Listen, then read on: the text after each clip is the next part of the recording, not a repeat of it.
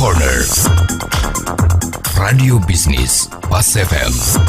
Halo mitra bisnis, kembali saya Nina Amelia bersama Anda untuk Tax Corner menjawab pertanyaan Anda yang sudah dikirim ke redaksi Pas FM. Dan pertanyaan kali ini datang dari Bapak Adi di Jakarta. Pak Agus, saya ingin menanyakan kepada Bapak mengenai keuntungan kurs falas.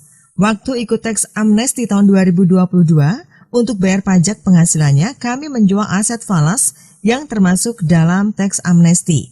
Apakah selisih kursnya termasuk objek PPh, walaupun wajib pajak pribadi yang melakukan pencatatan?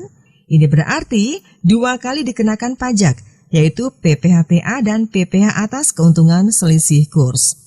Pak Adi di Jakarta, pertanyaan Anda akan dijawab oleh Bapak Agus Santolihin, tax partner dari ATS Consulting. Jadi saya menjawab pertanyaan Bapak dulu, saya akan jelaskan terlebih dahulu bahwa Undang-Undang Pajak Penghasilan kita ya, yang menjadi objek pajaknya itu adalah penghasilan. Nah, apa itu penghasilan? Nah, penghasilan itu adalah setiap tambahan kemampuan ekonomis yang diterima oleh wajib pajak, baik itu berasal dari Indonesia maupun dari luar Indonesia, yang dapat dipakai untuk konsumsi atau menambah kekayaan wajib pajak dengan nama dan dalam bentuk apapun. Nah, dan juga di Undang-Undang Pajak Penghasilan kita di situ juga mengatur bahwa atas keuntungan karena selisih kurs mata uang asing itu juga termasuk penghasilan yang menjadi objek pajak penghasilan. Ya. Dan karena keuntungan selisih kurs itu yang diperoleh oleh wajib pajak, baik itu wajib pajak orang pribadi maupun wajib pajak badan, ya, itu tetap harus dilaporkan di SPT tahunan PPh-nya. Nah, untuk terkait harta berupa valuta asing, ya, yang mana dilaporkan saat mengikuti program pengungkapan sukarela. Ya, di sini atas harta valuta asingnya ini, ya, kan sudah membayar PPh final, ya, sudah membayar uang tebusan, ya.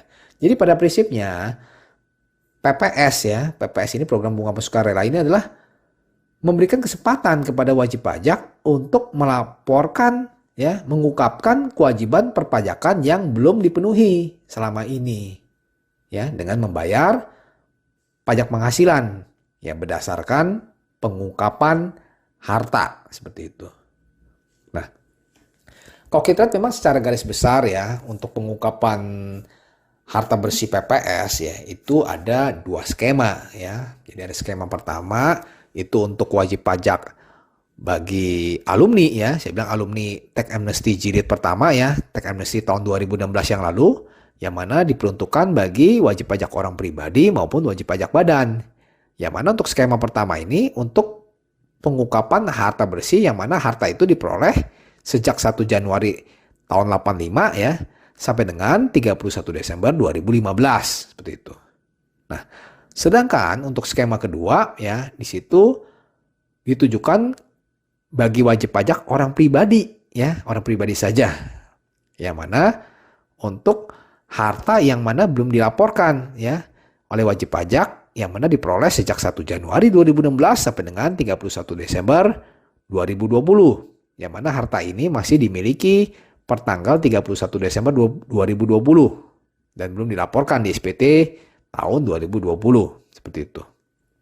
Nah, menjawab pertanyaan Pak Adi ya, jadi untuk keuntungan selisih kurs ya, keuntungan selisih kurs itu yang mana berasal dari harta pengungkapan sukarela ya, harta pengungkapan PPS ya, tentunya dikenakan pajak penghasilan ya saat terjadinya keuntungan.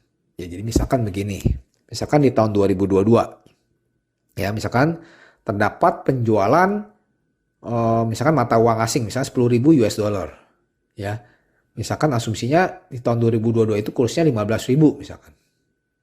Nah, sedangkan kurs perolehan ya saat pelaporan PPS misalkan 14.000. Nah, artinya ada muncul laba selisih kurs sebesar 1.000. Nah, 1.000 ini dikalikan 10.000 US dollar. Nah, inilah keuntungan inilah yang harus dikenakan PPh ya, dikenakan pajak penghasilan tarif pasal 17 ya. PPh yang sifatnya tidak final yang dilaporkan di SPT PPh tahun 2022 seperti itu. Nah, artinya kalau tadi Pak Adi menanyakan, artinya ada double taxation dong ya, 2 kali pengenaan pajak. Nah, jadi gini Pak Adi, artinya sebenarnya nggak ada double taxation ya. Pertama, karena kan perolehan harta tambahan PPS ya kan berupa valuta asing ini kan memang selama ini kan memang merupakan harta yang memang belum dilaporkan ya. Memang merupakan kewajiban perpajakan yang selama ini belum Bapak penuhi. Nah, dan itu diakomodir melalui kebijakan program pengungkapan sukarela seperti itu. Ya, jadi nggak ada double taxation seperti itu Pak. Jadi artinya atas kewajiban perpajakannya, ya, yang atas yang harta yang belum dilaporkan kan memang dikenakan uang tebusan. Ya, memang benar. Karena kan memang selama ini kan kewajiban perpajakannya belum dipenuhi.